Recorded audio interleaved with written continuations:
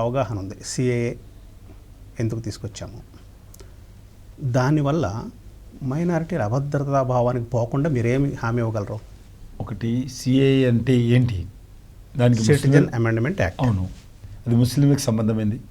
ప్రవాసులు ఎవరైనా సరే ఇబ్బంది పడి వచ్చిన వారికి ముస్లిమేతరులకి పౌరసత్వం ఇవ్వడం జరుగుతుంది. ఆ ముస్లిమేతరులు అన్నప్పుడు వాళ్ళు కొంత ఇన్సెక్యూరిటీ ఫీల్ అవుతున్నారు అనేది, అంటే క్లారిటీ లేనప్పుడు ఆ భయం అనేది ఉంటుంది. ఆ క్లారిటీ మీరు ఇస్తే ఆ కన్ఫ్యూజన్ వెళ్ళిపోతుంది. ఇది ఉదాహరణకు మేజర్గా పాకిస్తాన్, ఆఫ్ఘనిస్తాన్, బంగ్లాదేశ్, అక్కడ 16, 17, 18% వరకు కూడా హిందువులు ఉండేవారు. డివైడ్ అయినప్పుడు పాపులేషన్ హిందువులు ఉండేది. ఈరోజు ఆల్మోస్ట్ జీరోకి వచ్చింది కదా. హిందువులు నా బరాబర్ అంటారు, ఉన్నా కానీ లేనట్టే లెక్క. అక్కడక్కడ ఉన్నా కూడా అది కూడా బురకలు వేసుకొని తిరగాల, అది కూడా పేర్లు మార్చుకొని తిరగాల. హిందువులు కూడా ముస్లిం పేరు పెట్టుకొని పిల్లలను కానీ మొత్తం వ్యవహారం చేయాల్సిన పరిస్థితి పాకిస్తాన్లో ఉంది.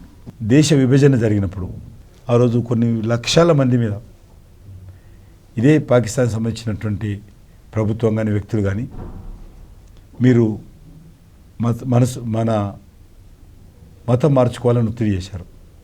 ఇక్కడ మనం ఏం చేయలేదు, అక్కడ చేశారు. మనది సెక్యులర్ స్టేట్. మరి ఎందుకు అట్లా డివైడ్ అయినప్పుడు అక్కడ ఎందుకు మాట్లాడుకోలే మీరు? ఇది సెక్యులర్ చేసి అక్కడేనో కమ్యూనల్ స్టేట్ ఎందుకు చేశారు మీరు? డివైడ్ చేసినప్పుడు మన వాళ్ళకి తెలియలేదా? అక్కడ మన వాళ్ళు హిందువులు ఉన్నారు, వాళ్ళ రక్షణ చూడాల్సిన బాధ్యత లేదా? ఎన్ని లక్షల మందిని చంపారు? 10 లక్షల మందిని చంపారు. అప్పుడు దేశ విభజన సమయంలో పాకిస్తాన్లో ఊచలు కోత కోశారు హిందువులను. అది సెకండ్ ఫ్యాక్టర్ అనుకోండి. ఆ రకంగా మతం మార్చుకోవాలని వాళ్ళు చెప్పినప్పుడు చాలామంది మతం మార్చుకున్నారు. 15% ఉన్నటువంటి వాళ్ళందరూ కూడా మొత్తం ఆల్మోస్ట్ మతం మార్చుకున్నారు. అందులో కొంతమంది అమ్మాయిలను ఎత్తుకెళ్ళి పెళ్ళిళ్ళు చేసుకున్నారు, పెళ్ళిళ్ళైనటువంటి స్త్రీలను తీసుకుపోయి పెళ్ళిళ్ళు చేసుకున్నారు. ఏ దౌర్జన్యం చేయాలో అంతా చేశారు.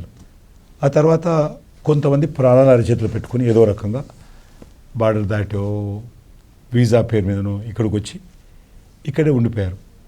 మతం మార్చుకోవాలని చెప్పి హిందువుల మీదనే, ఇస్లాంలో మారాలని, ఇస్లామిజం చేయాలని చూసినప్పుడు అటువంటి హిందువులు 95% అక్కడే నష్టపోయారు. ఒక 5% అమ్మాయిలను వదిలిపెట్టి, భార్యలను వదిలిపెట్టి భర్తలు రావడము, భర్త చనిపోతే భార్య రావడము, ఈ అమ్మాయిలు కూడా చదువు మానేసి రావడము, ఇదంతా కూడా కొంతమేరకు జరిగింది. అక్కడక్కడ క్యాంపులలో లాస్ట్ 75 years ఉన్నారు వాళ్ళు. ఇప్పటి గారు 75 సంవత్సరాల క్యాంపులో ఉంటున్నారు. వాళ్ళకి రేషన్ కార్డు లేదు, వాళ్ళకి స్కూళ్ళల్లో అడ్మిషన్ వస్తే స్కూల్ స్కాలర్షిప్ రాదు, బ్యాంకు లోన్స్ ఇవ్వదు, ఎలక్షన్ కార్డు ఉండదు. ఈ రకంగా అనేక రకాల దౌర్జన్యాలు వాళ్ళ మీద జరిగినాయి లాస్ట్ 75 years మన దేశంలోకి వచ్చినాక. కాబట్టి హిందువులు ఇండియాకి రాకుండా ఎక్కడ పోతారు? మత దురహంకారంతో వాళ్ళందరి మీద దౌర్జన్యం చేస్తే ఆస్తులు వదిలిపెట్టి, పిల్లలను వదిలిపెట్టి వచ్చినటువంటి వాళ్ళు, లేకపోతే పిల్లల కోసమే వచ్చినటువంటి వాళ్ళు, ఈ రకం జరిగింది. ఇక్కడికి వచ్చిన తర్వాత ఒక తరం గడిచిపోయింది, వాళ్ళది ఇంకో తరం పెరిగారు, ఇంకా పెరుగుతున్నారు.